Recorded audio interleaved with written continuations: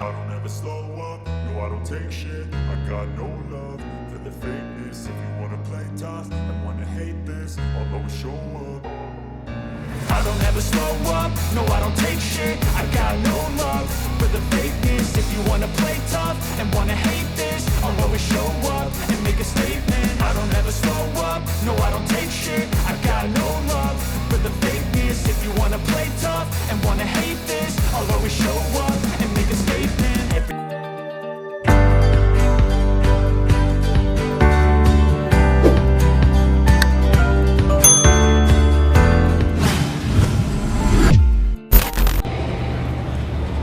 What's up mga kayon? Welcome back pa rin syempre dito lang sa Jomalong Work Travel. Tunay na balita walang kinakampihan, sumasalamin sa katotohanan lamang. September 7, 2020 mga kayon, andito tayo sa May Delpan. At samahan nyo ako, puntahan natin yung Mel Lopez Boulevard para silipin at tingnan natin yung sitwasyon doon mismo sa buong kahabaan ng Mel Lopez Boulevard. Kung inyo matatandaan mga kayon, nalinis na natin ito siguro last year. Kung di ako nagkakamali, kasama natin sila General Sukat, ang DPW Highway Division District 1. Na-clear na natin tong mga natutulog dito, yung mga dwellers na nandito sa may gilid ng tulay. Napakadelikado kasi na itong Mel Lopez Boulevard na to, kasi ang daming mga sasakyan, truck, motor na talagang dire-diretso. Kaya talagang nasa panganib ang mga buhay ng mga nakatira dito sa may gilid-gilid. Samahan nyo ako mga kayon at silipin natin sila. Magbigay tayo ng update ngayong pandemya, September 7, 2020. Ito yung buong kahabaan ng Mel Lopez Boulevard. Tapos pag diniretso natin yan, ang tagos niyan isa sa may Anda Circle na. So simulan natin dito mga kayon.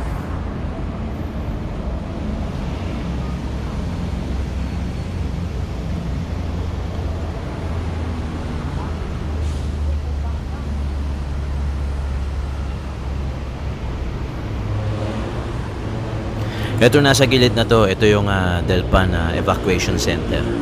Yung may bakod na yan. Then, ito na yung Mel Lopez Boulevard. Tapos yung tulay na yun na may dinaanan ng truck yan. Yan yung Delpan Bridge. General Sukat at saka si Sir Richard ninyo. Naka-clearing na natin to. Kung nyo matatandaan mga kayo, na-clearing natin to.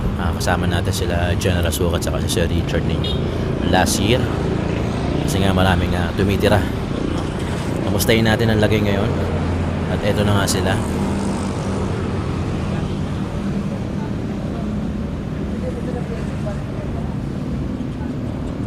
May nagluluto pa.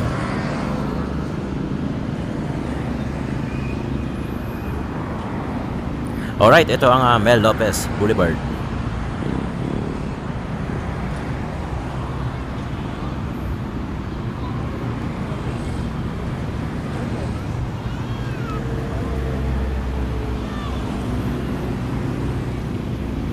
Ito, bahay-bahay sa gilid-gilid. Ito may hagdanan pa.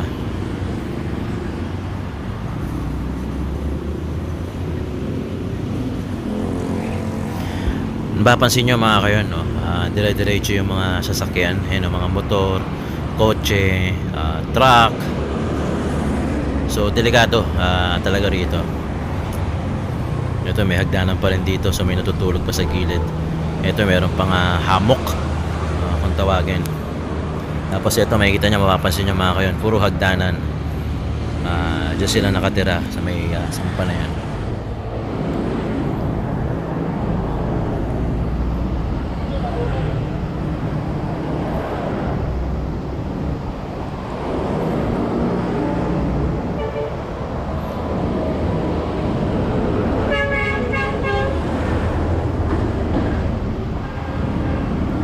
So maraming dumadaan na mga sasakyan dito.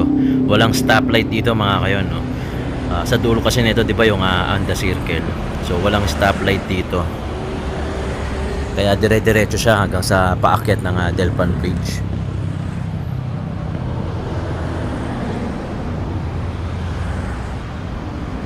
Maganda rin actually itong buong kahabaan ng Mel Lopez Boulevard na to, no? So sana mas mapaganda pa, saka malagyan ng solar stud sana, gaya nung nasa Roas Boulevard o saka nasa City Hall natin. Sana malagyan dito ng solar stud kasi medyo delikado rito dahil dun sa island na yan, no? Yung maliit na center island na nakikita nyo sa gitna. Pagkagabi, medyo parang hindi siya kapansin-pansin. Yan, no? Yung nasa gitna na yan.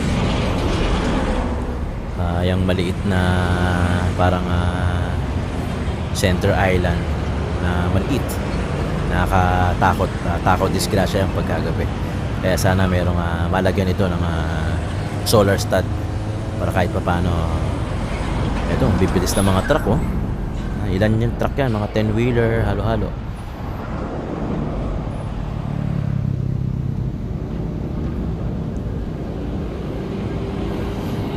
Kaya delikado yung mga nakatira sa gilid-gilid ng buong kahabaan ng Mel Lopez Boulevard na to.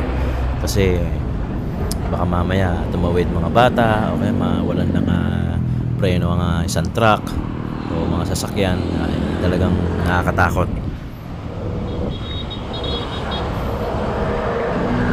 Yung nakikita nyong river mga kayon, Pasig River pa din yan.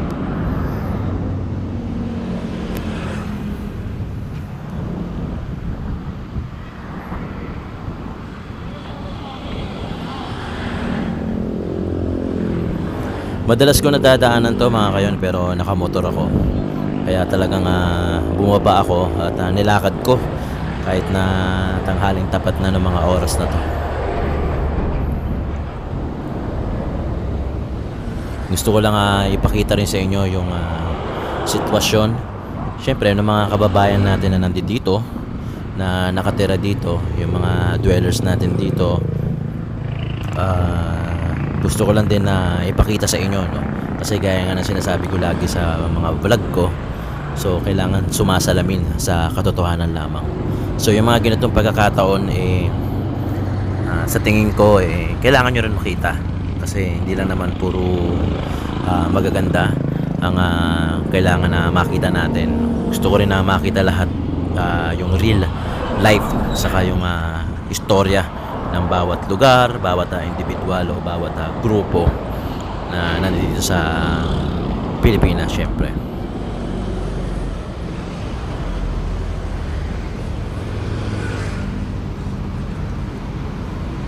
Dun sa kabilang island mga kayo, yun sa kabila, meron ding mga nakatira doon kasi may mga puno-puno doon kaya malilim yan, oh. So yan yung pinaalis na General Sukat kung yung matatandaan.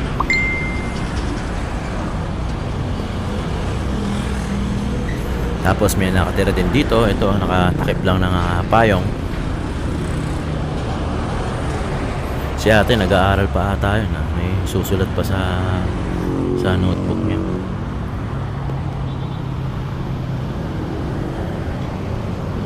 Yung sa center island mga kayo, yung sa right na screen nyo, mas malilim dun hindi lang tanaw dito, pero mas maraming dwellers na nakatira doon.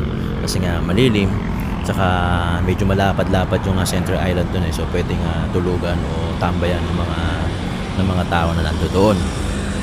Hindi lang tayo makalakad doon kasi walang bangketa yan, walang sidewalk. So kalsada na yung after ng center island na yun.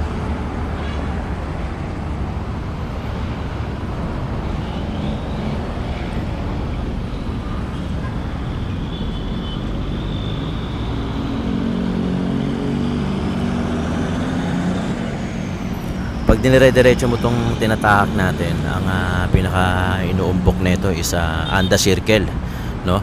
Kung saan merong daan papuntang Intramuros, papuntang Rojas Boulevard. Pero itong sa side natin, ito yung Mel Lopez Boulevard.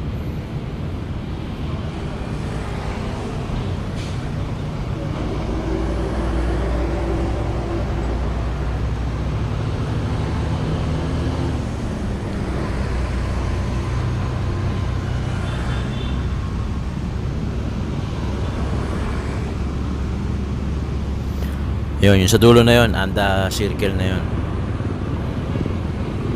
Alright mga kayo, wala na dun kasi nadadaan ako kasi lagi yung pagka nakamotor ako. So ito lang yung critical na part itong may tulay na to. So dito yung maraming naninirahan ng mga kababayan natin, mga kayon natin na talagang nasa gilid-gilid lang sila, which is talagang ang laki ng pangamba at panganib. Kasi nga, dire-diretso yung mga sasakyan dito. Tapos hindi lang mga sasakyan basta-basta, kasi mga truck pa yung nandito dito. Kaya medyo hazardous yan pagdating sa kanilang kaligtasan.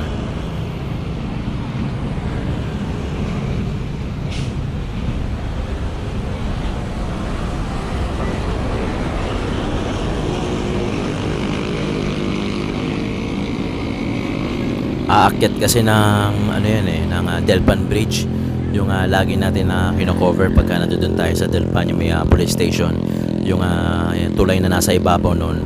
Ito yon, yung pagka diniretso natin to, yung maghihiwalay na kalsada, isa sa baba right side, tapos sa left, yun yung paakyat ng Delpan Bridge.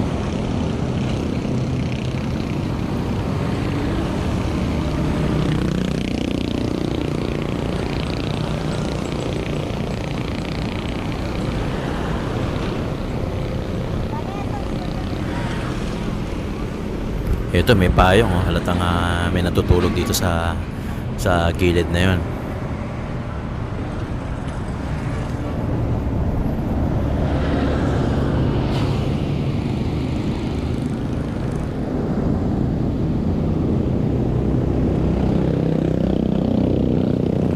Parang narinig ko si nanay na sabi niya sa anak niya, parang mag-aral maigi. Balikan nga natin mga kayon.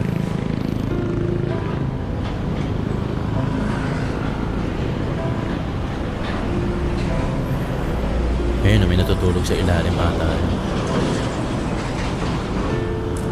Nay, nag-aaral siya? Saan nag-aaral? Ano po, sa Laguna po. Sa Laguna. Ano yung sinusulat mo? Diary. Diary. Oh, good. Sige. Na yan,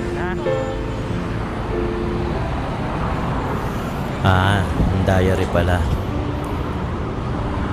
Wow, So, ibig sabihin, nagda-diary siya. Sinusulat niya siguro yung perhaps yung mga pangarap niya sa buhay. Pwede, di ba? O yun nangyari sa kanila. Magandang idea yan actually, no?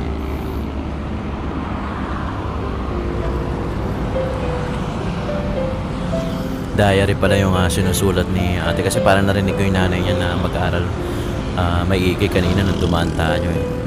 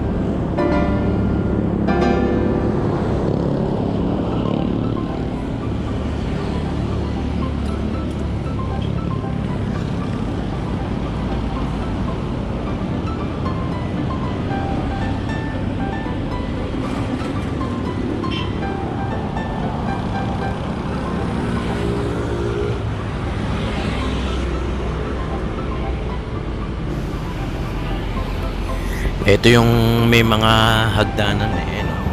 Talagang masasabi mo talagang merong mga nakatira sa ibabaw kasi talagang may hagdanan pang maliliit o parang sampahan nila. Tapos merong kariton dito, siguro pang kalakal nila yon. Usually naman ang kikabubuhay nila rito, pangunahing pangkabuhayan nila eh, yung may kalakal.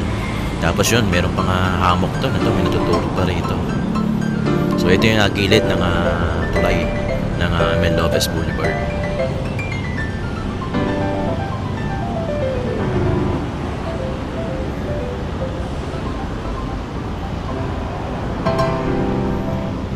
Dito rin sa side meron may mga barong-barong, may hamok din, may barong-barong, saka may hagdanan din, ayan, may hagdanan, may pintuan pa na maliit. Yun yung malaking parang nasa kanan nyo. Yan yung may karatula na Delpan Evacuation Center.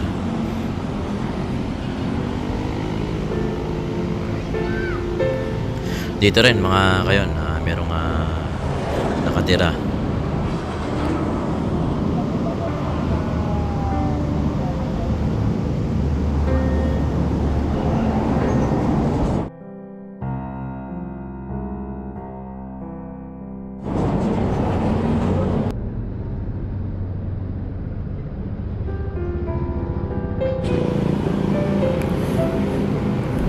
Medyo doon ako nalungkot yung nakatingin yung bata doon sa ewan ko kung mag-asawa ba yun na nagsusolven. Nakatingin yung bata sa kanila habang ginagawa nila yun. Actually doon ako nalungkot kasi syempre iisipin ng bata yung ginagawa ng matanda ay tama sa paningin nila. Nakaka-disturb, nakakalungkot na may mga ganong pangyayari tayong nakikita dito sa paligid natin na parang nagiging common na lang at parang nagiging natural na lang na nangyayari sa paligid. Mga kayon, maraming salamat. Hanggang dito na lang itong vlog natin. Susubukan kong mabalikan ko sila sa mga susunod na araw gaya nung dun sa Bugaw na gusto rin natin balikan. Minsan lang talaga kasi kumukuha ko ng tiyempo kaya parang matagal. Pero hayaan nyo mga kayon, makakakuha rin ako ng tiyempo kasi naniniwala ako na timing is everything. Talagang pag dumating yung pagkakataon na magkita o mag-cross yung landas namin, yung time na yun na makakapag-usap na kami. Antabayanan nyo lang mga kayon. Maraming salamat. Joe Malone Work Travel here.